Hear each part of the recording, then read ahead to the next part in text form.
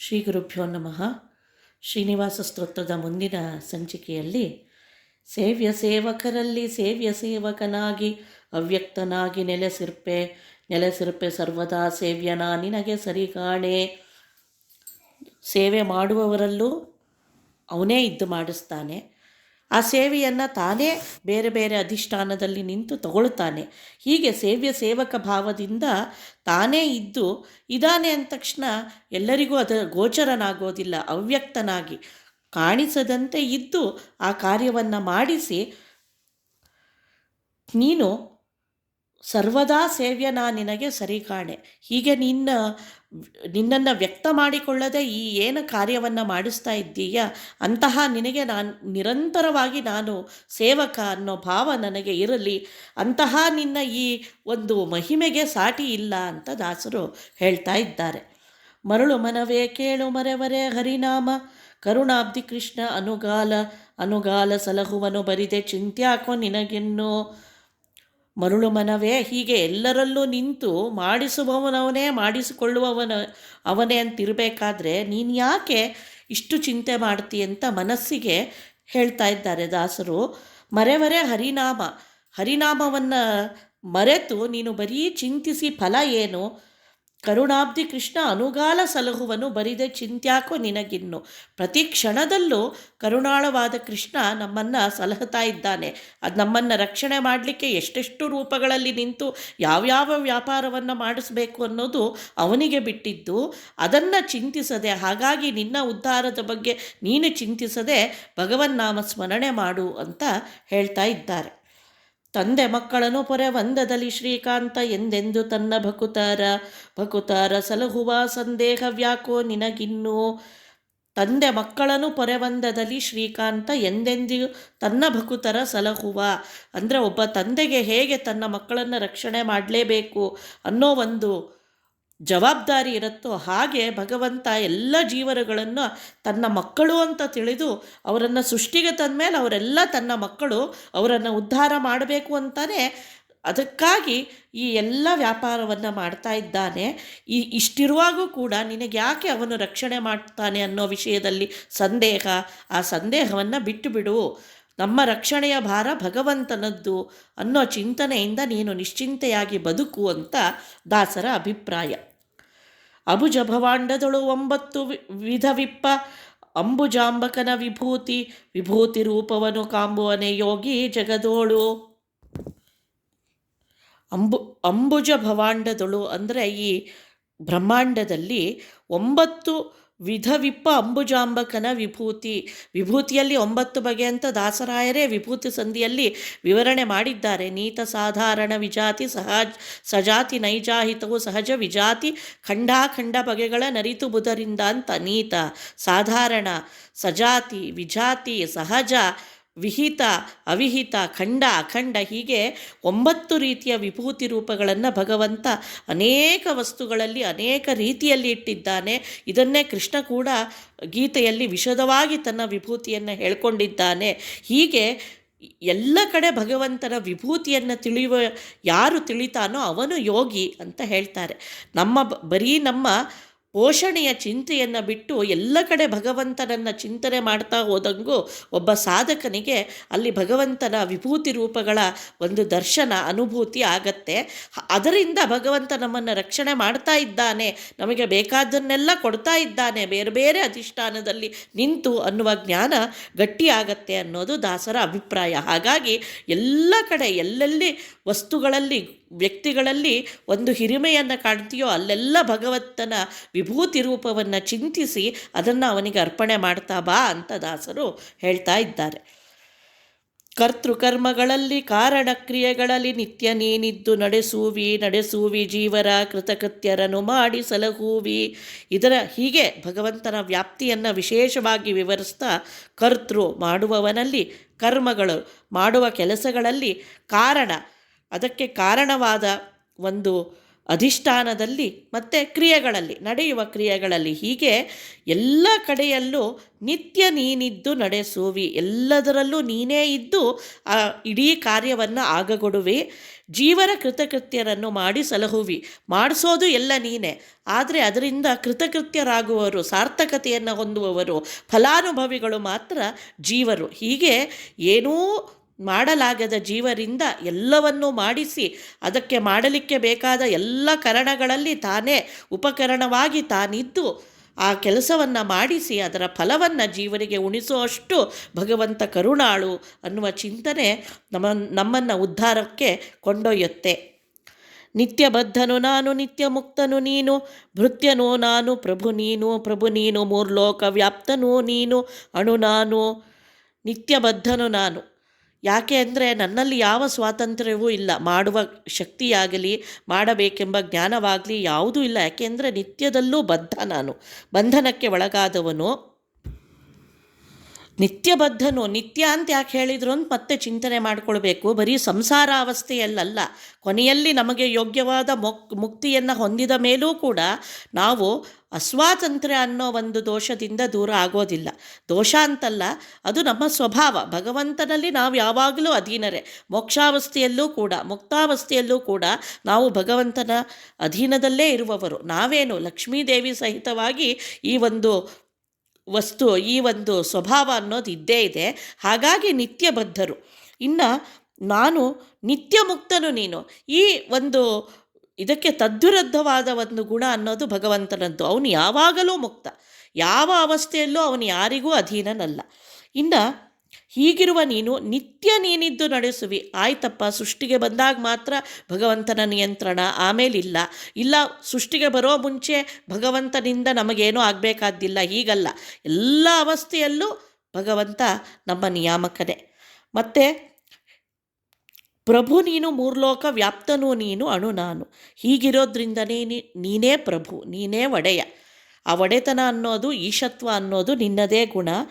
ಮತ್ತು ಇಷ್ಟಲ್ಲದೆ ಮೂರ್ಲೋಕದಲ್ಲಿ ವ್ಯಾಪ್ತನು ನೀನು. ಹೀಗಾಗಿ ಎಲ್ಲ ಪದಾರ್ಥಗಳಲ್ಲಿ ಇದ್ದು ನೀನು ಮಾಡಿಸ್ತೀಯಂದಾಗ ಅಂತ ಹೇಳಿರೋದ್ರಿಂದನೇ ನೀನು ಎಲ್ಲ ಕಡೆ ವ್ಯಾಪಿಸಿದ್ದೀಯ ಅನ್ನೋದು ನಮಗೆ ತಿಳಿದು ಬರುತ್ತೆ. ಆದರೆ ಅಣು ನಾನು ಹಾಗಲ್ಲ. ನಾನು ಇಲ್ಲಿ ಇರುವ ಒಂದು ಇಡೀ ಸ್ಥೂಲವಾದ ಅಧಿಷ್ಠಾನದಲ್ಲೇ ಪೂರ್ಣದಲ್ಲಿ ನಾನು ವ್ಯಾಪ್ತನಲ್ಲ. ಯಾವುದೋ ಹೃದಯದ ಒಂದು ಭಾಗದಲ್ಲಿ, ಒಂದು ಸೂಜಿ ಮನೆಯ ಜಾಗದಲ್ಲಿ ಸ್ಥಿತನಾಗಿರೋ ಅಣುವಾದ ವಸ್ತು ನಾನು. ಇನ್ನು ಇಡೀ ಮೂರು ಲೋಕದಲ್ಲಿ ವ್ಯಾಪ್ತನಾದ ನೀನು ಎಲ್ಲಿ? ನಮ್ಮಿಬ್ಬರಲ್ಲಿ ಎಂದಿಗೂ ಹಾಗಾಗಿ ಸಾಮ್ಯ ಅನ್ನೋದಿಲ್ಲ. ಎಂದಿಗೂ ನೀನು ಪ್ರಭು, ನಾನು ದಾಸ ಅನ್ನೋದನ್ನು ದಾಸರು ನಮ್ಮ ಸೀಮಿತತೆಯನ್ನು ಮತ್ತೆ ಮತ್ತೆ ಇಲ್ಲಿ ತಿಳಿಸಿಕೊಡ್ತಾ ಇದ್ದಾರೆ. ಹೃಷಿಕ ನಿಯಾಮಕನೇ ವಿಷಯದೊಳು ನೀ ನಿಂತು ಪ್ರಸುಖಾತ್ಮನಾಗಿ ರಮಿಸಿ ಜೀವನನು ಮೋಹಿಸಿ ತಿಳಿಯಗೊಡದೆ ಇರುತ್ತಿರುಪೆ.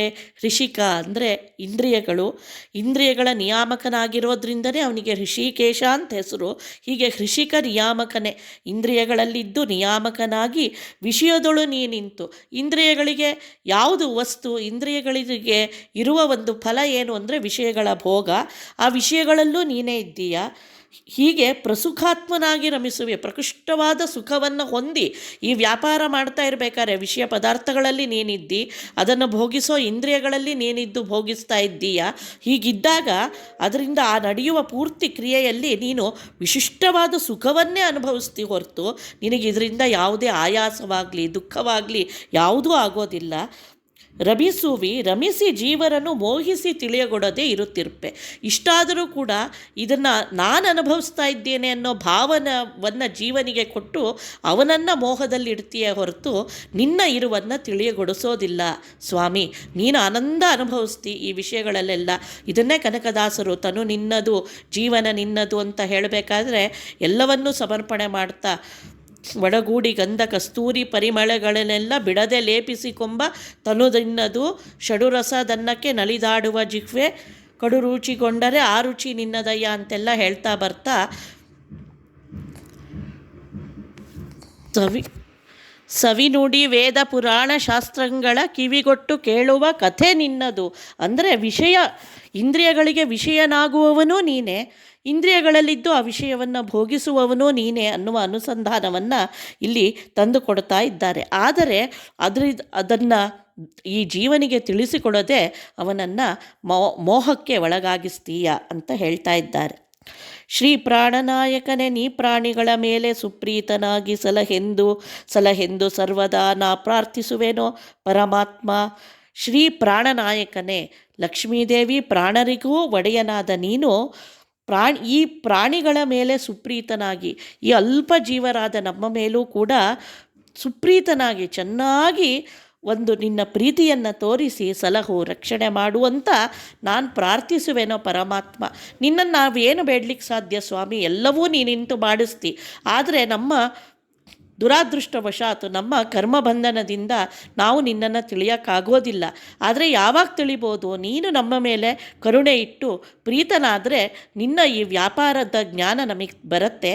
ಹಾಗಾಗಿ ದಯಮಾಡಿ ನೀನು ಪ್ರೀತನಾಗಿ ನಿನ್ನ ಜ್ಞಾನವನ್ನು ನಮಗೆ ಕೊಡು ಅಂತ. ಸುಪ್ರೀತನಾಗೋದು ಅಂದ್ರೇನು? ಚೆನ್ನಾಗಿ ನಮ್ಮ ಬಗ್ಗೆ ಪ್ರೀತಿ ಉಂಟಾಗಬೇಕು ಅಂದರೆ ಚೆನ್ನಾಗಿ ನಮಗೆ ಅವನ ಜ್ಞಾನ ಬರಬೇಕು. ಅದನ್ನು ಯಾರು ಕೊಡಬೇಕು? ಅವನೇ ಕರುಣೆಯಿಂದ ಕೊಡಬೇಕು ಅಂತ ಇಲ್ಲಿ ಅಭಿಪ್ರಾಯ. ಅನಘ ರೋಗಘ್ನ ಎಂದೆನಿತು ಮಂಗಳನಾಮ ನೆನೆಯ ದುರಿತಗಳು ಬರಲುಂಟೆ ಲೋಕದ ಜನರ ಧನ್ವಂತ್ರಿ ಕಾಪಾಡೋ. ಅನಘ ಅಂದರೆ ದೋಷಗಳಿಲ್ಲದವನು, ರೋಗಘ್ನ ರೋಗಗಳನ್ನು ನಾಶ ಮಾಡುವವನು ಎಂದಿನಿತು. ಈ ರೀತಿ ಚಿಂತನೆ ಮಾಡಿ ಮಂಗಳ ನಾಮ ನೆನೆಯೇ, ಅಚ್ಯುತಾನಂತ ಗೋವಿಂದ ಅಂತಿರ್ಬೋದು, ಮಾನವೋ ಬದರ ಸಿಂಧು ಅಂತ ಚಂದ್ರಾಂತರ್ಯಾಮಿಯಾದ ಭಗವಂತನ ವಿಶೇಷ ನಾಮಗಳಿರ್ಬೋದು, ಧನ್ವಂತ್ರಿ ರೂಪವಿರ್ಬೋದು. ಇದನ್ನೆಲ್ಲ ನೆನೆದ ಮಾತ್ರದಲ್ಲೇ ದುರಿತಗಳು ಬರಲುಂಟೆ, ದೋಷಗಳು ಬರುತ್ತಾ. ಲೋಕದ ಜನರ ಧನ್ವಂತ್ರಿ ಕಾಪಾಡೋ. ನಮ್ಮ ಈ ಪೂರ್ವಜನ್ಮ ಕೃತಂ ಪಾಪಂ ವ್ಯಾಧಿರೂಪೇಣ ಬಾಧ್ಯತೆ ಅಂತ ನಾವು ಅನೇಕ ರೋಗಗಳಿಗೆ ತುತ್ತಾಗಿ ಒದ್ದಾಡೋದೇ ನಮ್ಮ ಪೂರ್ವಜನ್ಮದ ದುಷ್ಕೃತ್ಯಗಳಿಂದ. ಆ ದುಷ್ಕೃತ್ಯಗಳೇ ಪರಿಹಾರ ಆಯಿತು ಅಂದರೆ ಅದರ ಬೀಜರೂಪವಾಗಿ ಬರುವ, ಅದರ ಪರಿಣಾಮವಾಗಿ ಉಂಟಾಗುವ ರೋಗಗಳು ಕೂಡ ತಾನಾಗೆ ನಾಶ ಹೊಂದುತ್ತಾವೆ. ಅದಾಗಬೇಕು ಅಂದರೆ ಭಗವಂತನ ಈ ಎಲ್ಲ ನಾಮಗಳ, ಅವನು ನಿರಾಮಯ, ಅವನು ನಿರೋಗಿ, ಅವನು ಆನಂದಪ್ರದ, ಅವನು ಸುಖ ಜ್ಞಾನದಿಂದ ಕೂಡಿದ ದೇಹವುಳ್ಳವನು, ಈ ರೀತಿ ಎಲ್ಲ ಚಿಂತನೆ ಮಾಡೋದರಿಂದ ನಾವು ನಮ್ಮ ಎಲ್ಲ ದೋಷಗಳನ್ನು ಕಳ್ಕೊಳ್ಳಬಹುದು. ಹಾಗಾಗಿ ಆ ನಾಮಗಳನ್ನು ಪದೇ ಪದೇ ಚಿಂತನೆ ಮಾಡಬೇಕು ಅಂತ ಇಲ್ಲಿ ದಾಸರು ಸೂಚಿಸ್ತಾ ಇದ್ದಾರೆ. ನಿನ್ನ ಕೊಂಡಾಡಿದಂತ ಅನ್ಯರನು ಕೊಂಡಾಡೆ ನಿನ್ನನ್ನೇ ನೋಡ ಬಯಸುವೆ ಬೇಸರದೆಯನ್ನ ಕುಲದೈವ ಸುಖವಿಯೋ.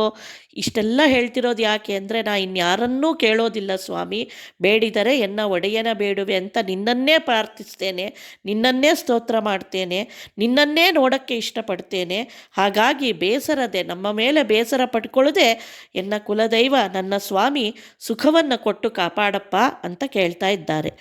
ನೀರು ತೃಣವೀಯಗೋ ಕ್ಷೀರವನು ಕರೆದಂತೆ ಸೂರಿಗಳು ಮಲ್ಪ ಅಪರಾಧ ಸ್ವೀಕರಿಸಿ ಸಾರೂಪ್ಯವೀವೆ ಸರ್ವಜ್ಞ. ಹೂವ ತರುವರ ಮನೆಗೆ ಹುಲ್ಲ ತರುವ ಸ್ವಾಮಿ ಅವ್ವಲ ಕುಮೀರಮಣ ಇವಗಿಲ್ಲ ಗರುವ. ಒಂದು ದಳ ಶ್ರೀ ತುಳಸಿ ಬಿಂದು ಗಂಗೋದಕವ ಇಂದಿರಾರಮಣಗೆ ಅರ್ಪಿತವೆನಲು ಒಂದೇ ಮನಸ್ಸಿನಲ್ಲಿ ಸಿಂಧು ಶಯನ ಮುಕುಂದ ಎನೆ ಎಂದೆಂದು ವಾಸಿಪನವನ ಮಂದಿರದೊಳಗೆ ಅಂತ ದಾಸರು ಹೇಳ್ತಾರೆ. ಅಂದರೆ ಭಗವಂತನಿಗೆ ಒಂದು ಚೂರು ಏನು ಅಹಂಕಾರಾದಿಗಳಿಲ್ಲ. ನೀರು ತೃಣವೀಯೆ, ಒಂದು ಹುಲ್ಲು ನೀರು ಕೊಟ್ಟರೂ ಸಾಕು, ಗೋವನ್ನೇ ಕೊಟ್ಟಂತೆ, ಕ್ಷೀರವನ್ನೇ ಕೊಟ್ಟಂತೆ. ಅಂದರೆ ನಾವು ಎಂಥ ಅಲ್ಪಕರ್ಮವನ್ನು ಭಗವಂತನಿಗೆ ಸಮರ್ಪಣೆ ಮಾಡಿದರೂ ಕೂಡ ಅದನ್ನು ಉತ್ಕೃಷ್ಟವಾಗಿ ಮಾಡಿ ಭಗವಂತ ಮರಳಿ ಫಲವಾಗಿ ನಮಗೆ ಕೊಡ್ತಾನಂತೆ. ಅಕ್ಷಯಂ ಕರ್ಮ ಯಸ್ಮಿನ್ ಪರೇ ಸ್ವರ್ಪಿತಂ ಪ್ರಕ್ಷಯಂ ಯಾಂತಿ ದುಃಖಾನಿ ಎನ್ನಾಮತಃ ಅಂತ ಆಚಾರ್ಯರು ಹೇಳಿದಂತೆ, ನಮ್ಮ ಅತ್ಯಲ್ಪ ಜಡಭೂತವಾದ ಕರ್ಮವೂ ಕೂಡ ಭಗವಂತನಲ್ಲಿ ಅರ್ಪಣೆಗೊಂಡಾಗ ಅನಂತ ಫಲದವಾಗಿ ಉತ್ಕೃಷ್ಟವಾಗಿ ಪರಿಣಾಮ ಹೊಂದತ್ತೆ. ಅದನ್ನು ಹೇಳ್ತಾ, ಅದನ್ನು ನೆನಪಿಸ್ತಾ ದಾಸರಾಯರು, ಹಾಗಾಗಿ ಸೂರಿಗಳು ಮಾಳ್ಪ ಅಪರಾಧ, ಜ್ಞಾನಿಗಳು ಮಾಳ್ಪ ಅಪರಾಧಗಳನ್ನು ಸ್ವೀಕರಿಸಿ ಸಾರೂಪ್ಯವೀವ ಸರ್ವಜ್ಞ. ಅವರು ಒಮ್ಮೆ ಭಗವದ್ಭಕ್ತರು ಜ್ಞಾನಿಗಳು ಅಂತಾದರೆ ಅವರ ಅಪರಾಧಗಳನ್ನು ತಾನು ನೋಡದೆ ಸ್ವಾಮಿ ಅವರಿಗೆ ಸಾರೂಪ್ಯವನ್ನೇ ಕೊಟ್ಟು ರಕ್ಷಣೆ ಮಾಡ್ತಾನೆ. ಅಂದರೆ ಉತ್ತಮ ಗತಿಯನ್ನು ಕೊಟ್ಟೇ ಕೊಡ್ತಾನೆ. ಪ್ರಾರಬ್ಧ ರೂಪವಾಗಿ ಅವರಿಗೆ ದುಃಖದ ಭೋಗವನ್ನು ಮಾಡಿಸ್ತಾನೆ ನಿಜ, ಆದರೆ ಅವರ ಗತಿಯಲ್ಲಿ ಯಾವುದೇ ಒಂದು ದೋಷವನ್ನು ಉಂಟು ಮಾಡೋದಿಲ್ಲ ಅಂತ ಹೇಳ್ತಾರೆ.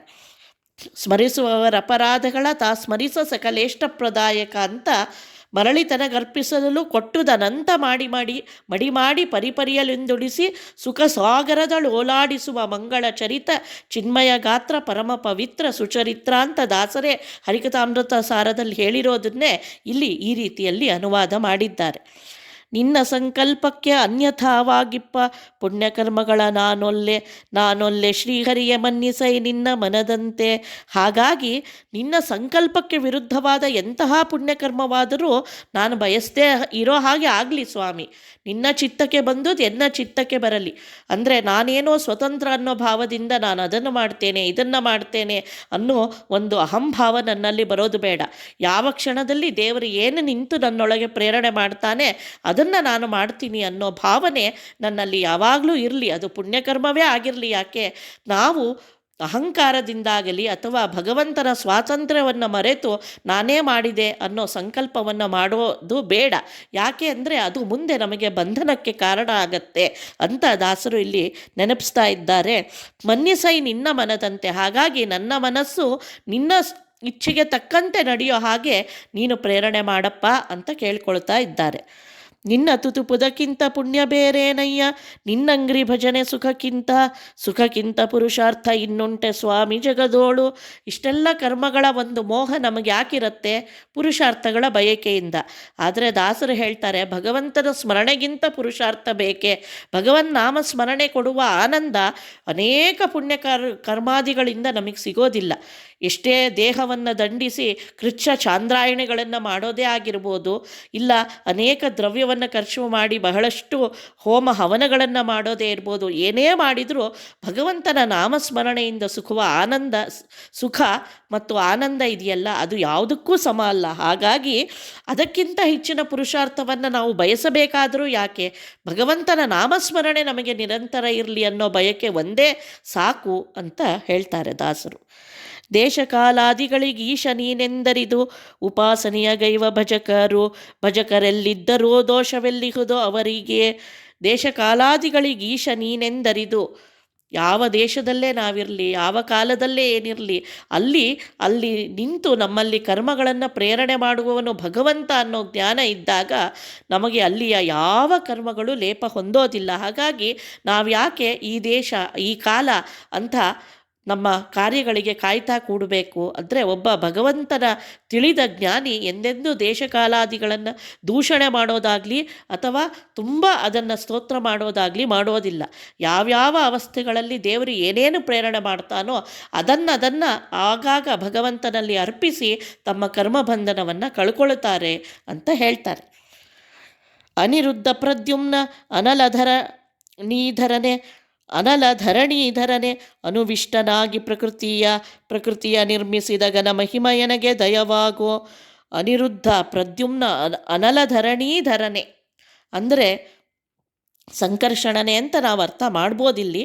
ಒಟ್ಟಿನಲ್ಲಿ ಅನುವಿಷ್ಟನಾಗಿ ಪ್ರಕೃತಿಯೊಳಗೆ ಅನುವಿಷ್ಟನಾಗಿ ಚೆನ್ನಾಗಿ ಒಳಗೆ ಸೇರಿ ಪ್ರಕೃತಿಯೊಳಗೂ ಕೂಡ ನಿಂತು ಪ್ರಕೃತಿಯ ನಿರ್ಮಿಸಿದ ಘನಮಹಿಮ.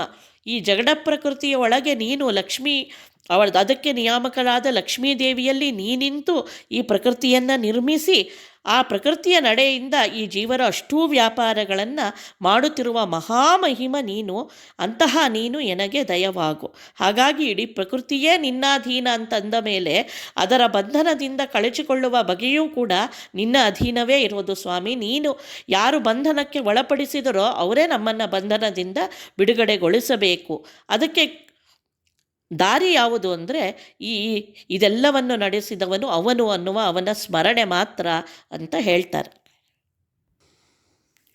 ಹೀಗೆ ಪ್ರಕೃತಿಯಲ್ಲಿರುವ ಎಲ್ಲ ವಸ್ತುಗಳ ನಿಯಾಮಕವಾಗಿ 3 ರೂಪಗಳನ್ನು ಹೇಳಿದರೆ, ಮುಂದೆ ವಾಸುದೇವಾನಂತ ವಾಸುವಾನುಜವರ ವಾಸುಕಿ ಶಯನ ವನಮಾಲಿ ವೀತಭಯ ವಾಸವಾಗೆನ್ನ ಮನದಲ್ಲಿ ಅಂತ ವಾಸುದೇವ ರೂಪವನ್ನು, ಅದು ಮುಕ್ತಿ ನಿಯಾಮಕ ರೂಪ. ವಾಸುದೇವ ಅನಂತ, ವಾಸುದೇವನೇ ಅನಂತ. ವಾಸವಾನುಜ ಅಂದರೆ ಉಪೇಂದ್ರ ನಾಮಕನೇ. ವಾಸುಕಿ ಶಯನ ಶೇಷಶಾಹಿಯೇ ಅಂದರೆ ಪುರುಷೋತ್ತಮನೇ, ವನಮಾಲಿ, ವನಮಾಲಿಯನ್ನು ಧರಿಸಿದ ಸ್ವಾಮಿಯೇ, ವೀತಭಯ, ಭಯವೇ ಇಲ್ಲದವನು ನೀನು. ಹೀಗೆ ಉಪಾಸನೆ ಮಾಡಿಯೇ ನಾವು ನಮ್ಮ ಈ ಅನೇಕ ಭಯಗಳನ್ನು ಕಳ್ಕೊಳ್ಬೇಕು. ಭಗವಂತ ವೀತಭಯ, ಅವನಿಗೆ ಯಾವುದೇ ಭಯವಿಲ್ಲ ಅನ್ನುವ ಚಿಂತನೆಯೇ ನಮ್ಮ ಭಯಗಳ ನಿರ್ಮೂಲನೆಗೆ ಕಾರಣ. ಹಾಗಾಗಿ ವೀತಭಯ ವಾಸವಾಗೆನ್ನ ಮನದಲ್ಲಿ, ನೀನು ನಮ್ಮ ಮನದಲ್ಲಿ ಇದ್ದು ನಮ್ಮನ್ನು ಉದ್ಧಾರ ಮಾಡಿವು ಅಂತ ದಾಸರು ಕೇಳ್ಕೊಳ್ತಾ ಇದ್ದಾರೆ. ನಾರಾಯಣ ಅಚ್ಯುತ ಮುರಾರಿ ಮುನಿಗಳ ಸೇವ್ಯ ನಾರದ ಪ್ರಿಯ ನರಸಿಂಹ, ನರಸಿಂಹ ನಿನ್ನವರಿಗೆ ಆರೋಗ್ಯ ಭಾಗ್ಯ ಕರುಣಿಸೋ. ಇನ್ನು ಆನಂದಮಯ ರೂಪ ನಾರಾಯಣ ರೂಪ, 5ನೇ ರೂಪ ಅಚ್ಯುತ, ಚ್ಯುತಿ ಇಲ್ಲದವನು. ಮುರಾರಿ ಅಂದರೆ ಮುರನೆಂಬ ರಾಕ್ಷಸನ್ನು ಸಂಹರಿಸಿದವನು. ಮುನಿಗಳ ಸೇವ್ಯ, ಮುನಿಗಳಿಂದ ಯಾವಾಗಲೂ ಸೇವೆಗೆ ಒಳಪಟ್ಟಿರುವವ. ನಾರದ ಪ್ರಿಯ, ನಾರದಾದಿ ಭಕ್ತರಿಂದ ಅತ್ಯಂತ ಪ್ರಿಯವಾದ ಒಂದು ಆಕಾರವನ್ನು ಹೊಂದಿರುವವ. ನರಸಿಂಹ, ನರಸಿಂಹ ರೂಪನೇ ನಿನ್ನವರಿಗೆ ಆರೋಗ್ಯ ಭಾಗ್ಯ ಕರುಣಿಸು. ನಿನ್ನವರಿಗೆ ಅಂದರೆ ನಿನ್ನ ಭಕ್ತರಿಗೆ ಸಾಧನಕ್ಕೆ ದೊಡ್ಡ ಪ್ರತಿಬಂಧಕ. ಯಾಕೆ ಇಷ್ಟು ಆರೋಗ್ಯದ ಬಗ್ಗೆ ಹೇಳ್ತಾ ಇದ್ದಾರೆ ಅಂದರೆ, ಇದು ನಿಮ್ಮೆಲ್ಲರ ಅನುಭವ.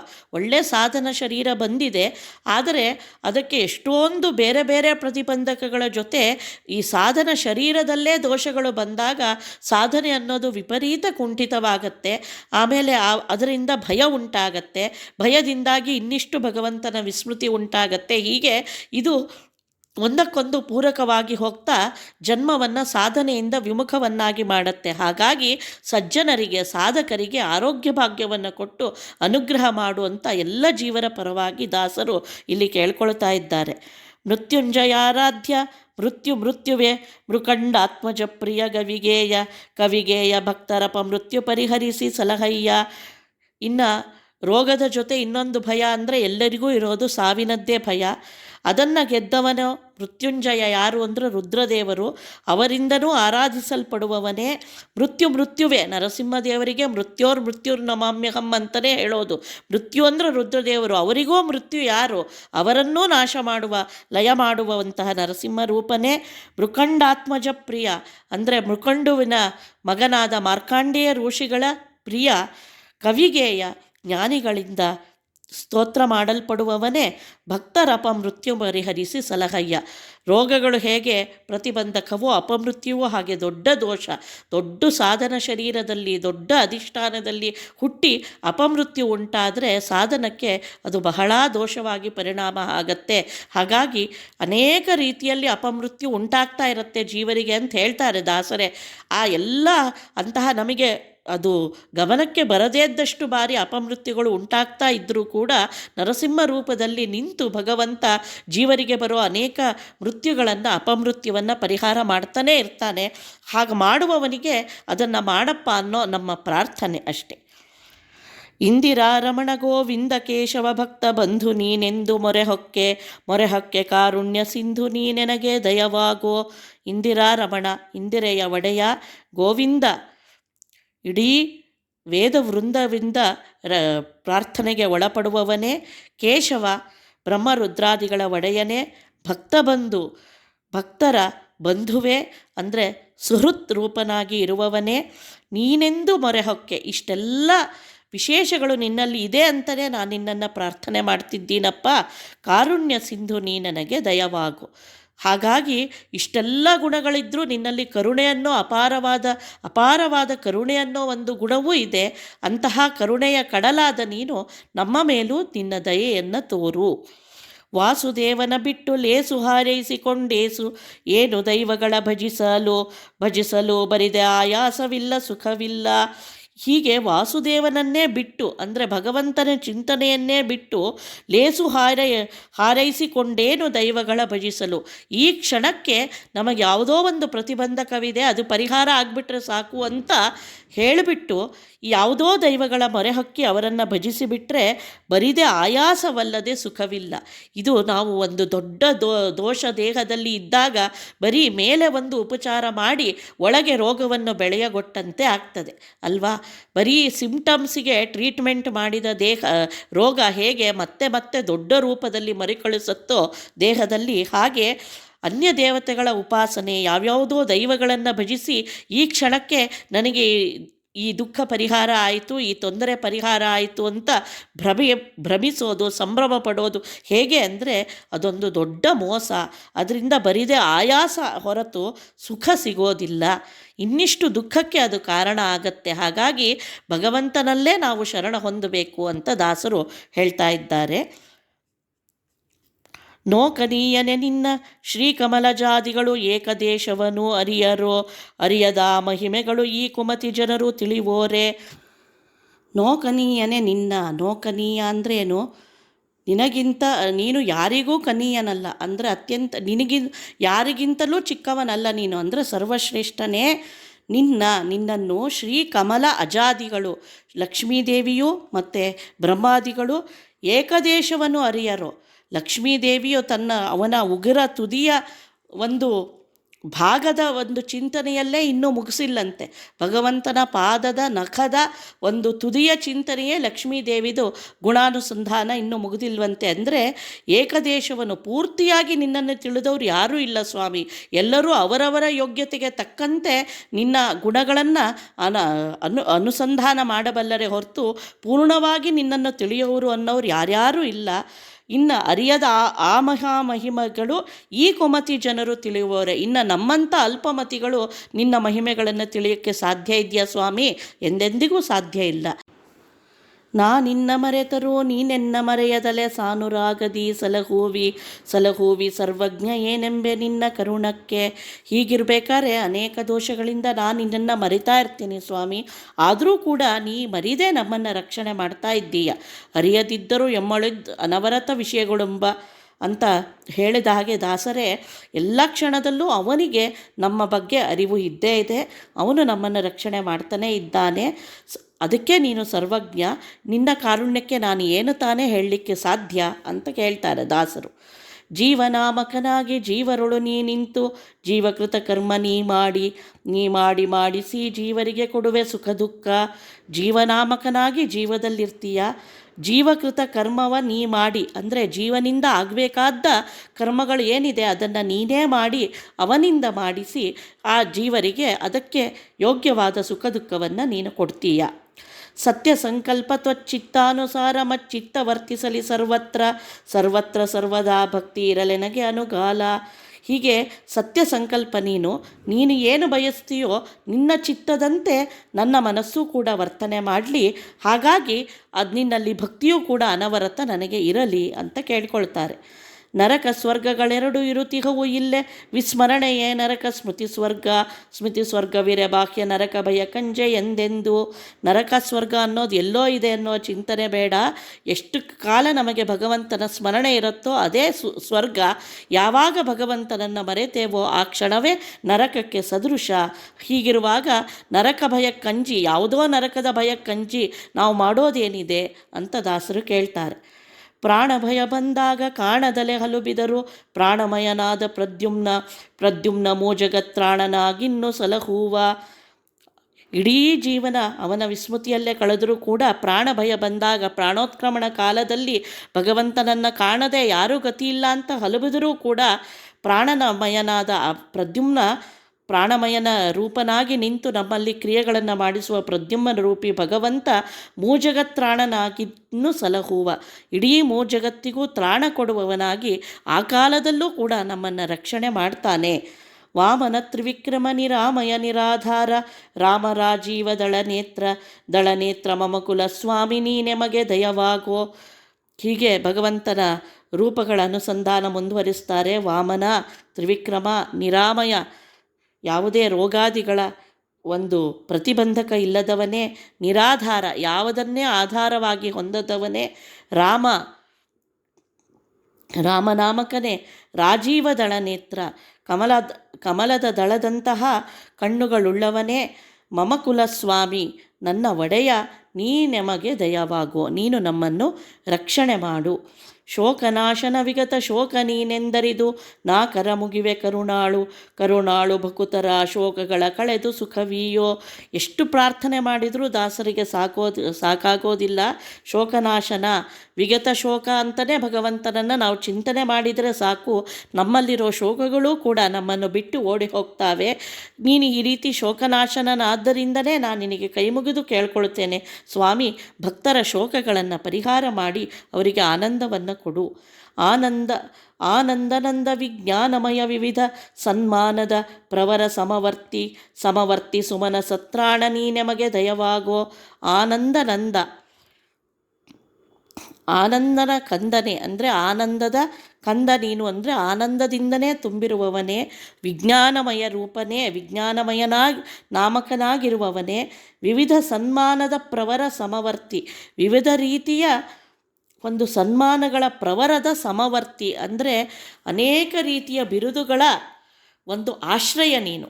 ಎಲ್ಲೆಲ್ಲಿ ಒಳ್ಳೆಯದು ಉತ್ತಮವಾದದ್ದು ಅನ್ನೋದು ಕಾಣುತ್ತೋ ಅಲ್ಲೆಲ್ಲ ಇದ್ದರೂ ಕೂಡ ಸಮವರ್ತಿ, ಅಲ್ಲಿದ್ದೂ ಕೂಡ ಯಾವುದೋ ಒಂದು ಜೀವಕ್ಕುಂಟಾದ ಸನ್ಮಾನವಿರಲಿ ಅಥವಾ ಇನ್ಯಾವುದು ಅವನಿಗಾದ ಅವಮಾನ ಅವಹೇಳನವಿರಲಿ, ಇದ್ಯಾವುದನ್ನು ನೀನು ಪರಿಗಣಿಸದೆ ಸಮನಾಗಿ ವರ್ತಿಸ್ತಿ. ಅಂದರೆ ನಿನಗೆ ಅದು ಯಾವುದರ ಲೇಪವೂ ಇಲ್ಲ, ಸಮವರ್ತಿ. ಹಾಗಾಗಿ ನೀನು ಸುಮನಸ ತ್ರಾಣ, ಹಾಗಾಗಿ ದೇವತೆಗಳಿಗೂ ತ್ರಾಣ ಕೊಡುವವನು ನೀನು. ನಮಗೆ ದಯವಾಗೋ, ನೀನು ನಮಗೆ ರಕ್ಷಣೆ ಮಾಡು. ಮನಸ್ಸಿನಲ್ಲಿರೋ ವೃತ್ತಿಗಳಲ್ಲಿದ್ದು ಅದರ ಲೇಪವನ್ನು ಭಗವಂತ ಹೊಂದಿಲ್ಲ. ಇನ್ನು ವಿಜ್ಞಾನಮಯ ಕೋಶದಲ್ಲಿದ್ದು ಜೀವದ ಆನಂದಕ್ಕೆ ಕಾರಣನಾಗಿಯೂ ಕೂಡ ಅಲ್ಲಿ ಜೀವಕ್ಕೆ ಬರುವ ಮಾನಾಪಮಾನಗಳಿಂದ ಹಿಗ್ಗೋದಾಗಲಿ ಕುಗ್ಗೋದಲ್ಲಿ ಆಗದೆ ಸಮನಾಗಿ ಇರ್ತೀಯ ನೀನು ಅನ್ನೋದನ್ನು ಇಲ್ಲಿ ತಿಳಿಸಿಕೊಡ್ತಾರೆ. ಕೃಪಣವತ್ಸಲ ನೀನಿಪ್ಪಲೋಕ ನಿರ್ವಾಣವೆಂದಾಗಮು ಪುರಾಣ ಪೇಳುವವು ಅನುದಿನ ನರಕವಿದ್ದೇನು ಮಾಡುವುದೋ ಎನಗಿನ್ನು. ನೀನಿಪ್ಪಲೋಕ ನಿರ್ವಾಣವೆಂದು, ನೀನು ಎಲ್ಲಿರ್ತೀಯೋ ಅದೇ ಮೋಕ್ಷಧಾಮ ಅಂತ ಆಗಮ ಪುರಾಣಗಳು ಎಲ್ಲವೂ ಕೂಡ ಅನುದಿನ ಹೇಳ್ತಾ ಇದ್ದಾವೆ.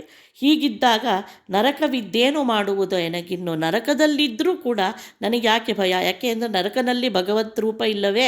ಹಾಗಾಗಿ ಸಜ್ಜನರಿಗೆ ನರಕವೂ ಕೂಡ ದುಃಖವನ್ನು ಉಂಟು ಮಾಡೋದಿಲ್ಲ. ಅಲ್ಲೂ ಕೂಡ ಅವರು ಅಲ್ಲಿರುವ ರಾಮನಾಮಕ ರೂಪವನ್ನು ಭಜಿಸ್ತಾ ಆನಂದವಾಗಿರ್ತಾರೆ ಅಂತ ಹೇಳ್ತಾರೆ ದಾಸರು. ಕೃಪಣವತ್ಸಲ ಅಪರಾಧಗಳ ನೋಡಿ ಕುಪಿತನಾಗುವುದೇ ಕಮಲಾಕ್ಷ ನೀ ನನಗೆ ಉಪಕಾರಿ ಎಂದು ಸ್ಮರಿಸುವಿ. ಕೃಪಣವತ್ಸಲ ಅಂದರೆ ಜೀವಿಗಳ ಮೇಲೆ ಕಾರುಣ್ಯವನ್ನು ಮಾಡುವವನೇ, ಅಪರಾಧಗಳ ನೋಡಿ ಸಿಟ್ಟು ಮಾಡ್ಕೋಬೇಡ ಸ್ವಾಮಿ, ನೀನು ನಮಗೆ ಉಪಕಾರಿ ಅಂತ ನಿನ್ನ ಸ್ಮರಣೆ ಮಾಡ್ತಾ ಇದ್ದೇನೆ, ನಮ್ಮನ್ನು ರಕ್ಷಿಸು. ಸತ್ಯ ಸಂಕಲ್ಪ ಅತ್ಯಂತ ಭಿನ್ನ ಸರ್ವೋತ್ತಮೋತ್ತಮನೆ ಸುಖಪೂರ್ಣ ನೀನೆನ್ನ ಚಿತ್ತದಿಂದ ಅಗಲದಿರು ಖಂಡ್ಯ. ಸತ್ಯ ಸಂಕಲ್ಪನಾದ ಜಗತ್ತಿಗಿಂತ ಅತ್ಯಂತ ಭಿನ್ನನಾದ ಸ್ವಾಮಿಯೇ, ಸರ್ವೋತ್ತಮರಲ್ಲೆಲ್ಲ ಉತ್ತಮನೇ, ಸುಖಪೂರ್ಣನೇ, ನೀನು ನಮ್ಮ ಚಿತ್ತದಿಂದ ಅಂದರೆ ನನ್ನ ಮನಸ್ಸಿನಿಂದ ಎಂದೆಂದೂ ಅಗಲದಿರು, ಎಂದೆಂದೂ ಬೇರೆಯಾಗದಿರು. ಅಂದರೆ ಯಾವಾಗಲೂ ನಮ್ಮ ಮನಸ್ಸಿಗೆ ಚಿಂತನೆಗೆ ವಿಷಯನಾಗು ಅಂತ ಕೇಳ್ಕೊಳ್ತಾರೆ. ಜ್ಞಾನ ಕರ್ಮೇಂದ್ರಿಯಗಳ ಆನಂದಮಯಗದಿಷ್ಠಾನವೆಂದರಿದು ಪ್ರತಿದಿನ ಉಂಬನ್ನಪಾನಾದಿ ವಿಷಯ ಹರಿಗೆನ್ನಿ. ಜ್ಞಾನ ಇಂದ್ರಿಯಗಳು ಕರ್ಮೇಂದ್ರಿಯಗಳು ಇವುಗಳೆಲ್ಲದರಿಂದಲೂ ಆನಂದವನ್ನು ಹೊಂದುವ ಒಂದು ಶಕ್ತಿ ಇರೋದು ಭಗವಂತನಿಗೆ. ಅವುಗಳೆಲ್ಲದಕ್ಕೂ ಅಧಿಷ್ಠಾನನಾಗಿ ಭಗವಂತ ಇದ್ದಾನೆ. ಹಾಗಾಗಿ ನಾವು ಉಂಬುವ ಅನ್ನ, ಆಮೇಲೆ ಕುಡಿಯುವ ಪಾನಾದಿಗಳು ಈ ಎಲ್ಲವೂ ಭಗವಂತನಿಗೆ ವಿಷಯ. ಅಂದರೆ ಅವನು ಸ್ವೀಕಾರ ಮಾಡಿ ಬಿಟ್ಟದ್ದನ್ನು ಉಚ್ಚಿಷ್ಟವನ್ನು ನಾವು ತಗೊಳ್ತಾ ಇದ್ದೇವೆ. ಅದೆಲ್ಲ ಅವನ ಭೋಗಕ್ಕಾಗಿ ಇರೋದು ಹೊರತು ನಮಗಾಗಿ ಅಲ್ಲ. ದೇವತೆಗಳು ಕೂಡ ನಮ್ಮೊಳಗಿನಿಂತು ಅನ್ನಪಾನಾದಿಗಳನ್ನು ಪಚನ ಮಾಡಿಸೋದಾಗಲಿ ಬೇರೆ ವಿಷಯಗಳನ್ನು ಉಣಿಸೋದಾಗಲಿ ಮಾಡೋದು ಭಗವತ್ ಸೇವೆ ಅನ್ನೋ ಅನುಸಂಧಾನದಿಂದ ಹೊರತು ನಮಗಾಗಿ ಅಲ್ಲ. ಆ ಅನುಸಂಧಾನ ನಮಗೆ ಬರಲಿ ಅಂತ ದಾಸರು ತಿಳಿಸ್ಕೊಡ್ತಾರೆ. ಎನಗೆ ನಿನ್ನಲ್ಲಿ ಭಕುತಿ ಇನಿತಿಲ್ಲದಿದ್ದರೂ ಅನಿಮಿತ್ತ ಬಂದು ಸಲಹುವಿ ಸರ್ವದಾ ಎಣೆಗಾಣೆ ನಿನ್ನ ಕರುಣಕ್ಕೆ. ಇಷ್ಟೆಲ್ಲ ಗೊತ್ತಿದ್ದರೂ ಕೂಡ ನಿನ್ನಲ್ಲಿ ಭಕುತಿ ಅನ್ನೋದು ಬರೋದಿಲ್ಲ ಸ್ವಾಮಿ ನಮಗೆ. ಆದರೂ ಕೂಡ ಅನಿಮಿತ್ತನಾಗಿ ನೀನು ನಮ್ಮನ್ನು ರಕ್ಷಣೆ ಮಾಡ್ತಾ ಇದ್ದೀಯ. ನಿನ್ನ ಕಾರುಣ್ಯ ಒಂದೇ ಇದಕ್ಕೆ ಕಾರಣ ಹೊರತು ನಮ್ಮಂಥ ಯಾವ ಕೃತಜ್ಞರನ್ನೂ ಕೂಡ ನೀನು ಪ್ರೀತಿಯಿಂದ ರಕ್ಷಣೆ ಮಾಡ್ತಾ ಇದ್ದೀಯ ಅಂತ ಹೇಳ್ತಾರೆ. ಮಾನಧ ನವನಿತ ಸಂತಾನಗಳ ಬಯಸುತ್ತ ಸ್ನಾನ ಜಪ ಹೋಮ ಉಪವಾಸ ವ್ರತ ನೇಮ ಏನು ಮಾಡಿದರೂ ಹರಿಮೆಚ್ಚ. ಹೀಗೆ ನಾವು ಭಗವಂತನನ್ನು ಭಜಿಸೋದೇ ಇಲ್ಲ, ಭಜಿಸಿದರೂ ಕೂಡ ಅದು ಯಾವುದೋ ಒಂದು ನಿಮಿತ್ತದಿಂದ ಮಾತ್ರ, ಅದು ಈ ದೈಹಿಕವಾದ ಸುಖವನ್ನು ಮಾತ್ರ ಬಯಸಿ ಮಾಡ್ತೇವೆ. ಅದು ಮಾನ ಇರ್ಬೋದು, ಧನ ಇರ್ಬೋದು, ವನಿತೆ ಇರ್ಬೋದು, ಇಲ್ಲ ಸಂತಾನ ಇರ್ಬೋದು. ಅದಕ್ಕಾಗಿ ಭಗವಂತನ ಉಪಾಸನೆ ಮಾಡ್ತೇವೆ. ಅದಕ್ಕಾಗಿ ನಮ್ಮ ಸ್ನಾನ, ನಮ್ಮ ಜಪ, ನಮ್ಮ ತಪ, ಹೋಮ ಉಪವಾಸಗಳಿರುತ್ತೆ ಹೊರತು ಅದಕ್ಕಿಂತ ಹೆಚ್ಚಿನದಾದ ಭಗವಂತನ ಪ್ರೀತಿಯಾಗಿ ಅವನು ನನಗೆ ಪರಮಾಪ್ತ ಅನ್ನುವ ಒಂದು ಚಿಂತನೆಯಿಂದ ನಾವು ಭಗವಂತನನ್ನು ಭಜಿಸೋದೇ ಇಲ್ಲ. ಆದರೆ ಈ ಎಲ್ಲ ಒಂದು ಬಯಕೆಗಳನ್ನು ಹರಿಮೆಚ್ಚ, ಭಗವಂತ ಮೆಚ್ಚೋದಿಲ್ಲ. ಭಗವಂತ ಹೇಳಿದ್ದಾನೆ, ಆರ್ತೋ ಜಿಜ್ಞಾಸುರರ್ಥಾರ್ಥಿ ಅಂತ, ನನಗೆ 4 ರೀತಿ ಭಕ್ತರಿದ್ದಾರೆ ಅಂತ ಗೀತೆಯಲ್ಲಿ ಹೇಳ್ತಾ, ಆರ್ತರು, ಜಿಜ್ಞಾಸುಗಳು, ಅರ್ಥಾರ್ಥಿಗಳು ಹೀಗೆ. ಆದರೆ ಜ್ಞಾನೀಚ ಮೇ ಪ್ರಿಯತಮಃ ಅಂತ ಹೇಳ್ತಾನೆ. ಆದರೆ ಇವರೆಲ್ಲರಿಗಿಂತ ಜ್ಞಾನಿ ಯಾರಿದ್ದಾನೆ ಅವನು ನನಗೆ ಅತ್ಯಂತ ಪ್ರೀತಿ ಪಾತ್ರ. ಯಾಕೆ ಅಂದರೆ ಅವನು ಭಗವಂತನನ್ನು, ಅವನ ಗುಣಗಳನ್ನು ಮೆಚ್ಚಿ ಆರಾಧಿಸ್ತಾನೆ ಹೊರತು ಇನ್ಯಾವುದೋ ಬಯಕೆಯಿಂದ ಅಲ್ಲ. ಅದನ್ನೇ ಇಲ್ಲಿ ದಾಸರು ಹೇಳ್ತಾರೆ. ಶ್ರೀವರನೆ ನೀ ತತ್ವ ದೇವತೆಗಳೊಳಗಿದ್ದು ಯಾವತ್ತು ಕರ್ಮ ನೀ ಮಾಡಿ ಸುತ ಜೀವರಿಗೆ ಈವ ಸುಖ ದುಃಖ. ಹೀಗೆ ನಮ್ಮಲ್ಲಿರುವ ಎಲ್ಲ ಕರ್ಮಗಳನ್ನು ತತ್ವಾಭಿಮಾನಿ ದೇವತೆಗಳ ದ್ವಾರ ಮಾಡಿಸಿ ಅವರಿಗೂ ಕೂಡ ಆ ಪುಣ್ಯವನ್ನು ಕೊಟ್ಟು ಅವರಿಂದನೂ ಕೂಡ ಅವರ ಈ ಸೇವೆಯನ್ನು ಕೈಗೊಂಡು ಅವರನ್ನು ಸ್ವಾಮಿ ಉದ್ಧಾರ ಮಾಡ್ತಾನೆ ಅಂತ ತಿಳಿಬೇಕು. ವೈಷಮ್ಯ ಮೊದಲಾದ ದೋಷರಹಿತನೆ ನಿರಭಿಲಾಷೆಯಲ್ಲಿ ನಿನ್ನ ಸರ್ವತ್ರ ಚಿಂತಿಪರ ತೋಷಿಸುವೆ ಒಲಿದು ಸುಖವಿತ್ತು. ವೈಷಮ್ಯ ಮೊದಲಾದ ದೋಷರಹಿತನೆ, ವೈಷಮ್ಯ, ನೈರ್ಗುಣ್ಯ ಇದ್ಯಾವುದೇ ದೋಷಗಳು ಭಗವಂತನಲ್ಲಿ ಇಲ್ಲ. ಇಂತಹ ದೋಷಗಳಿಂದ ರಹಿತನಾದವನು ನಿರಭಿಲಾಷೆಯಲ್ಲಿ ನಿನ್ನ, ಯಾವುದೇ ಅಭಿಲಾಷೆ ಇಲ್ಲದೆ ನಿನ್ನನ್ನು ಎಲ್ಲ ಕಡೆ ಚಿಂತಿಸುವ ಭಕ್ತರನ್ನು ಸಂತೋಷಪಡಿಸಿ ನೀನು ರಕ್ಷಣೆ ಮಾಡ್ತಿ ಅಂತ ಹೇಳ್ತೀಯ. ಭೂರಮಣ ನಿತ್ಯ ಸಂಸಾರಿಗಳಲ್ಲಿದ್ದು ಧನದಾರಾದಿಗಳಲ್ಲಿ ಮಮತೆಯ ಕೊಟ್ಟು ಸಂಚಾರ ಮಾಡಿಸುವೆ ಭವದೋಳು. ಆದರೂ ಕೂಡ ಈ ಸ್ಥಿತಿ ಸುಲಭ ಅಲ್ಲ. ನೀನು ನಿತ್ಯ ಸಂಸಾರಿಗಳೊಳಗೆ ಇದ್ದು ಅವರ ಯೋಗ್ಯತೆಯಂತೆ ಅವರಿಗೆ ಧನ ಮತ್ತು ದಾರ ಹೀಗೆ ಸಾಂಸಾರಿಕ ವಸ್ತುಗಳಲ್ಲೇ ಮಮತೆಯನ್ನು ಕೊಟ್ಟು ಅವರನ್ನು ಯಾವಾಗಲೂ ಈ ಸಂಸಾರದಲ್ಲೇ ಇರುವಂತೆ ಮಾಡ್ತೀಯ. ಕ್ರೂರ ಕರ್ಮವ ದುರ್ಗೆ ರಮಣನೇ ದೈತ್ಯರುಳು ತೋರಿಕೊಳ್ಳದಲೆ ನೀ ಮಾಡಿ ಮಾಡಿಸುತ್ತ ಘೋರ ದುಃಖಗಳನ್ನು ಉಣಿಸುವಿ. ಹೇಗೆ ಸಜ್ಜನರಲ್ಲಿ ನಿಂತು ಇಷ್ಟೆಲ್ಲ ವ್ಯಾಪಾರಗಳನ್ನು ಮಾಡಿಸಿ ಅವರಿಗೆ ಉದ್ಧಾರದ ದಾರಿಯನ್ನು ತೋರಿಸ್ತಾನೋ ಸ್ವಾಮಿ, ಹಾಗೆ ಅವನು ವೈಷಮ್ಯರಹಿತನಾದ್ದರಿಂದ ನಿತ್ಯ ಸಂಸಾರಿಗಳಲ್ಲಿ ಅವರಿಗೆ ಯೋಗ್ಯವಾದ ಕರ್ಮವನ್ನು ಮಾಡಿಸ್ತಾನೆ. ಇನ್ನು ತಾಮಸ ಯೋಗ್ಯರಾದ ದೈತ್ಯರಲ್ಲಿ ಕ್ರೂರ ಕರ್ಮಗಳನ್ನು ದುರ್ಗಾರಮಣನಾಗಿ ದುರ್ಗಾದೇವಿಯ ಒಳಗಿದ್ದು ನಿಂತು ನಿಯಾಮಿಸಿ ಅವರಿಗೆ ಘೋರ ದುಃಖಗಳನ್ನು ಕೊಟ್ಟು ಕಾಪಾಡ್ತಾನೆ. ಇದು ಭಗವಂತನ ವೈಷಮ್ಯ ಅಲ್ಲ, ಆ ಜೀವದ ಸ್ವಭಾವಕ್ಕೆ ಯೋಗ್ಯವಾದ ಒಂದು ಗತಿ ಅಂತ ನಾವು ಚಿಂತನೆ ಮಾಡಬೇಕು ಅಂತ ಹೇಳ್ತಾರೆ. ಹರಿಯ ನೀನೊಳಗಿದ್ದು ಪರದಾರಧನಗಳಲ್ಲಿ ಎರಗಿಸುವೆ ಮನವ ಮರುಗೀಸಿ ಮೋಹಿಸುವೆ ಕರುಣಿ ನಿನಗಿದು ಉಚಿತವೇ. ಹರಿಯೇ ನೀನೊಳಗಿದ್ದು, ಹೀಗೆ ನೀ ನಮ್ಮೊಳಗಿದ್ದು ಪರದಾರಧನಗಳಲ್ಲಿ ಎರಗಿಸುವೆ ಮನವ ಮರುಗೀಸಿ. ಇಷ್ಟೆಲ್ಲ ಗೊತ್ತಿದ್ದರೂ ಕೂಡ ನಮ್ಮ ಮನಸ್ಸು ತುಂಬ ಬೇಗ ಬೇರೆಯವರ ವಸ್ತುಗಳಲ್ಲಿ ಬಯಕೆಯನ್ನು ಉಂಟು ಮಾಡಿಕೊಳ್ಳುತ್ತೆ. ಆ ಮೋಹವನ್ನು ಕೊಟ್ಟು ನಮ್ಮನ್ನು ಮತ್ತೆ ಕೆಳಗೆ ಇಳಿಸ್ತೀಯಲ್ಲ, ಇದು ನಿನಗೆ ಉಚಿತವಾ ಅಂತ ಕೇಳ್ತಾರೆ. ಎಲ್ಲಿ ಹರಿರೂಪ ಮತ್ತಲ್ಲಿ ಗುಣಕ್ರಿಯೆಗಳು, ಅಲ್ಲೇ ಗುಣರೂಪ ಕ್ರಿಯೆಗಳು ಗುಣರೂಪ ಬಲ್ಲವನೆ ಜ್ಞಾನಿ ಜಗದೋಳು. ಎಲ್ಲಿ ಹರಿರೂಪ ಮತ್ತೆಲ್ಲಿ ಗುಣಕ್ರಿಯೆಗಳು ಅಂದರೆ ಎಲ್ಲೆಲ್ಲಿ ಭಗವಂತನ ರೂಪವನ್ನು ಕಾಣ್ತೀವೋ, ಎಲ್ಲೆಲ್ಲಿ ಅವನ ಗುಣ ಕ್ರಿಯೆಗಳ ಅನುಸಂಧಾನವನ್ನು ಮಾಡ್ತೇವೋ ಅವನ್ನೆಲ್ಲ ಬಲ್ಲವನೇ. ಎಲ್ಲೆಲ್ಲಿ ಆ ಚಿಂತನೆ ಬರ್ತಾ ಹೋಗುತ್ತೋ ಅದನ್ನೆಲ್ಲ ತಿಳಿದವನೇ ಈ ಜಗತ್ತಲ್ಲಿ ಜ್ಞಾನಿ ಅಂತ ಅನಿಸ್ಕೊಳ್ತಾನೆ. ಅಂದರೆ ಯಾವ್ಯಾವ ಕ್ರಿಯೆಗಳೇ ಕಾಣಲಿ, ಇಲ್ಲ ಅಲ್ಲಿ ಭಗವಂತನ ರೂಪ, ಇಲ್ಲ ಅವನ ಗುಣ, ಅಲ್ಲ ಅವನ ಕ್ರಿಯೆಯ ಅನುಸಂಧಾನ ನಮಗೆ ಬರಬೇಕು. ಅದು ಎಷ್ಟು ಹೆಚ್ಚೆಚ್ಚು ಬರ್ತಾ ಹೋಗ್ತೋ ಅಷ್ಟಷ್ಟು ಅವನ ಜ್ಞಾನ ಅನ್ನೋದು ಶುದ್ಧವಾಗ್ತಾ ಹೋಗುತ್ತೆ ಅಂತ ಹೇಳ್ತಾರೆ ದಾಸರು. ನಿನ್ನಧೀನನು ನಾನು ನಿನ್ನ ದಾಸರ ದಾಸ ಎನ್ನದೇನೈ ಅಪರಾಧ. ಅಪರಾಧಗಳ ನೋಡಿ ಬನ್ನ ಬಡಿಸೋದು ಉಚಿತವೇ. ಮತ್ತೆ ಕೇಳ್ತಾರೆ, ಇಷ್ಟೆಲ್ಲ ನಾನಿನ್ನ ಅಧೀನನಾಗಿದ್ದೇನೆ, ನಿನ್ನ ದಾಸರ ದಾಸ್ಯವನ್ನು ಒಪ್ಪಿಕೊಂಡಿದ್ದೇನೆ, ಇನ್ನಾದರೂ ನನ್ನ ಅಪರಾಧಗಳನ್ನು ನೋಡಿ ನನ್ನನ್ನು ಕೆಳಮಾಡದೆ ಉದ್ಧಾರದ ದಾರಿಯನ್ನು ತೋರಿಸಪ್ಪ, ನನ್ನನ್ನು ಹಿಂದೆ ಇಟ್ಟು ನೀನು ನೋಡಿ ಸಂತೋಷ ಪಡಬೇಡ ಅಂತ ಕೇಳ್ಕೊಳ್ತಾರೆ. ಒಳ ಹೊರಗೆ ನೀನಿದ್ದು ತಿಳಿಯಗೊಡದಲೆ ಜಗದಿ ಹಲವು ಕರ್ಮಗಳ ನೀ ಮಾಡಿ ಮಾಡಿಸುತ್ತ ಫಲಗಳನ್ನೀವೇ ಜನರಿಗೆ. ಹೀಗೆ ಒಟ್ಟಿನಲ್ಲಿ ಹೊರಗಿನ ಅಧಿಷ್ಠಾನಗಳಲ್ಲಿ ಮತ್ತು ಒಳಗಿನ ಇಂದ್ರಿಯಗಳಲ್ಲಿ ಎಲ್ಲ ಕಡೆಯೂ ನೀನೇ ಇದ್ದು ನೀನು ಕರ್ಮಗಳನ್ನು ಮಾಡಿ ಈ ಜೀವರಿಂದ ಮಾಡಿಸಿ ಫಲಗಳನ್ನು ಅವರಿಗೆ ಕೊಟ್ಟು ಅವರನ್ನು ಉದ್ಧಾರ ಮಾಡ್ತಿದ್ದೀಯಾ ಅಂತ ಹೇಳ್ತಾರೆ. ದೇವಗಂಗೆಯ ತಡೆಯ ಭಾವಿ ತೋಡುವನಂತೆ ದೇವೇಶನಿರಲು ತಿರುದುಂಬ ರಕ್ಕಸರ ದೇವರೆಂತೆಂದು ಕೆಡದೀರು. ಹೀಗೆ ಗಂಗೆಯ ಸಮೀಪದಲ್ಲೇ ಇದ್ದು ಯಾರಾದರೂ ಬಾವಿ ತೋಡಿದಾಗ ಅವನೆಷ್ಟು ಮೂರ್ಖ ಅನ್ನಿಸಿಕೊಳ್ತಾನೋ ಹಾಗೆ ಎಲ್ಲವನ್ನೂ ಕೊಡಲು ಸಾಮರ್ಥ್ಯವಿರುವ ದೇವೇಶ ಭಗವಂತ ಇರಬೇಕಾದ್ರೆ ಇನ್ನು ತಿರಿದುಂಬ ರಕ್ಕಸರ ಅನೇಕ ದುಷ್ಟ ದೈವಗಳನ್ನು ದುಷ್ಟ ರಕ್ಕಸರ ರೂಪದಲ್ಲಿರುವ ಚಿಕ್ಕ ಚಿಕ್ಕ ದೈವಗಳನ್ನು ದೈತ್ಯರ ಅನುಸಂಧಾನ ಹೊಂದಿರುವ ದೈವಗಳನ್ನು ನೀನು ತಿರಿದು ಅಂದರೆ ಅವರನ್ನು ಬೇಡಿ ಯಾವುದೋ ಒಂದು ಫಲವನ್ನು ಪಡಿತೇನೆ ಅಂತ ತಿಳಿದುಕೊಂಡ್ರೆ ನಿನ್ನಂಥ ಮೂರ್ಖ ಇನ್ನೊಬ್ಬನಿಲ್ಲ. ಹೀಗೆ ಯಾರ್ಯಾರನ್ನೋ ಅನುಸಂಧಾನಿಸಿ ನೀನು ಕೆಟ್ಟು ಹೋಗಬೇಡ ಅಂತ ಒಂದು ಎಚ್ಚರಿಕೆಯನ್ನು ಕೊಡ್ತಾರೆ. ನಿರ್ದೋಷ ಗುಣಪೂರ್ಣ ಸ್ವರ್ಧುನಿ ಜನಕ ಗೋವರ್ಧನೋದ್ಧಾರ ಗಂಭೀರ ಕಳರ ಕುಲಮರ್ದನನೇ ನೀನೆನಗೆ ದಯವಾಗೋ.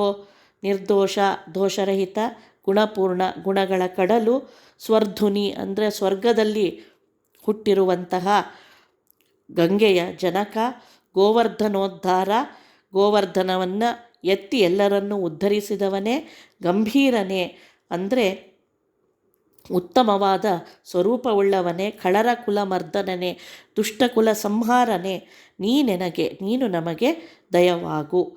ನಾರಾಯಣ ಅನಿರುದ್ಧ ಈರೈದು ಪ್ರಕರಣದಿ ವಿಹಾರಗೊಳುತ್ತಿರ್ಪ ಪ್ರದ್ಯುಮ್ನ, ಈರೈದು ಕರಣದಿ ವಿಹಾರಗಳು ತಿಪ್ಪ ಪ್ರದ್ಯುಮ್ನ ಸಂಕರ್ಷಣನೆ ನೀ ವಿರಾಜಿಸುವೆ ಜಗದೋಳು. ಹೀಗೆ 5 ಕರಣಗಳಲ್ಲಿ 5 ರೂಪಗಳಿಂದ ಪಂಚರೂಪಗಳಿಂದ ಭಗವಂತ ಪಂಚರೂಪನಾಗಿ ಪಂಚೇಂದ್ರಿಯಗಳಲ್ಲಿ ನಿಂತು ವಿಹಾರ ಮಾಡ್ತಾ ಇದ್ದಾನೆ. ಅನಿರುದ್ಧ, ಪ್ರದ್ಯುಮ್ನ, ಸಂಕರ್ಷಣ, ವಾಸುದೇವ, ನಾರಾಯಣನಾಗಿ ಹೀಗೆ ಜಗತ್ತಿನಲ್ಲಿ ನೀನು ಸಂಚಾರ ಮಾಡ್ತಾ ಇದ್ದೀಯ. ದೇಹದಲ್ಲಿ 5 ಇಂದ್ರಿಯಗಳ ರೂಪನಾಗಿ ಅದೇ ರೀತಿ ಪ್ರಪಂಚ ಅಂತ ಕರೆಸಿಕೊಳ್ಳುವ ಈ ಪಂಚಾತ್ಮಕವಾದ ಜಗತ್ತಿನಲ್ಲೂ ಕೂಡ ತನ್ನ ಪಂಚರೂಪದಿಂದ ವ್ಯಾಪ್ತನಾಗಿ ಎಲ್ಲ ಕಾರ್ಯಗಳನ್ನು ಮಾಡ್ತಾ ಇದ್ದೀಯ ಅಂತ ಹೇಳ್ತಾರೆ. ವಾಸುದೇವನೇ ಜೀವರಾಶಿಯೊಳಗಿದ್ದು ಅವಕಾಶ ಕೊಡುತ್ತಿರ್ಪೆ ವಿಷಯಕ್ಕೆ, ವಿಷಯಗಳನ್ನುಂಡು ಸಂತೋಷಪಡಿಸುವಿ ಭಕುತರ. ಹೀಗೆ ನೀನು ಒಳಗಿದ್ದು ಅವಕಾಶ ಕೊಟ್ಟರೆ ಮಾತ್ರ ಜೀವರಾಶಿಯು ಆ ವಿಷಯವನ್ನು ಭೋಗಿಸಲಿಕ್ಕೆ ಸಾಮರ್ಥ್ಯ ಹೊಂದುತ್ತಾನೆ. ಅವಕಾಶವೇ ಇಲ್ಲದಿದ್ದಾಗ ಅದನ್ನು ಭೋಗ ಮಾಡುವ ಸಾಮರ್ಥ್ಯವೂ ಜೀವಕ್ಕೆ ಇರೋದಿಲ್ಲ. ಹಾಗಾಗಿ ನೀನು ಭಕ್ತರನ್ನು ಸಂತೋಷಪಡಿಸಲಿಕ್ಕಾಗಿ ಇಷ್ಟೆಲ್ಲ ನಿನ್ನ ವ್ಯಾಪಾರವನ್ನು ಮಾಡ್ತೀಯ ಅಂತ ಹೇಳ್ತಾರೆ. ಅಣುವಿಗಣುತರನಾಗಿ ಘನಕ್ಕೆ ಘನತರನಾಗಿ ಅಣುಮಹತ್ತುಗಳ ದೆಶೆಯಿಂದ ನೀ ವಿಲಕ್ಷಣ ನೆನೆಸಿಕೊಂಬೆ ಶ್ರುತಿಯೋಳು. ಅಣುವಿಗಣುತರನಾಗಿ ಘನಕ್ಕೆ ಘನತರನಾಗಿ ಅಣುಮಹತ್ತುಗಳ ದೆಶೆಯಿಂದ ನೀ ವಿಲಕ್ಷಣ ನೆನೆಸಿಕೊಂಬೆ ಶ್ರುತಿಯೋಳು. ಅಣುವಿಗೆ ಅಣುವಾಗಿ, ಮಹತ್ತಿಗೆ ಮಹತ್ತಾಗಿ, ಅಣೋರಣೀಯಾನ್ ಮಹತೋ ಮಹೀಯಾನ್ ಅಂತ ವೇದಗಳೇ ಭಗವಂತನನ್ನು ಕೊಂಡಾಡ್ತಾವೆ. ಅಂದರೆ ಅತ್ಯಂತ ವಿಲಕ್ಷಣವಾದ ಒಂದು ವ್ಯಾಪಾರ ಭಗವಂತನದ್ದು. ಅತ್ಯಂತ ಅಣುವಾದ ವಸ್ತುವಿನಲ್ಲೂ ಇನ್ನೂ ಅಣುರೂಪನಾಗಿ ಅಲ್ಲಿ ವ್ಯಾಪ್ತನಾಗಿದ್ದಾನೆ. ಇನ್ನು ದೊಡ್ಡ ದೊಡ್ಡ ಬ್ರಹ್ಮಾಂಡದಂಥ ಮಹತ್ತಾದ ವಸ್ತುಗಳಲ್ಲೂ ಅದಕ್ಕೆ ಅಂಥ ಮಹದ್ರೂಪವನ್ನೇ ಹೊಂದಿ ವ್ಯಾಪ್ತಿಯನ್ನು ತೋರಿಸಿದ್ದಾನೆ. ಇಂತಹ ವಿಲಕ್ಷಣವಾದ ಒಂದು ಸಾಮರ್ಥ್ಯ ಇರೋದು ಭಗವಂತನಿಗೆ ಮಾತ್ರ. ಅದಕ್ಕೆ ವಿಲಕ್ಷಣನೆ ಅಂತ ಹೇಳಿದ್ದಾರಿಲ್ಲಿ. ವಿಲಕ್ಷಣನೆನಿಸಿಕೊಂಬೆ ಶ್ರುತಿಯೋಳು. ಹಾಗಾಗಿ ಶ್ರುತಿಗಳು ನಿನ್ನನ್ನು ಅತ್ಯಂತ ವಿಲಕ್ಷಣ ಅಂತ ಕೊಂಡಾಡ್ತಾ ಇದ್ದಾವೆ ಸ್ವಾಮಿ. ಈ ಒಂದು ಸಾಮರ್ಥ್ಯ ನಿನ್ನಲ್ಲಿ ಬಿಟ್ಟರೆ ಇನ್ಯಾರಲ್ಲೂ ಇಲ್ಲ ಅಂತ ದಾಸರು ಪ್ರಾರ್ಥನೆ ಮಾಡ್ತಾ ಇದ್ದಾರೆ.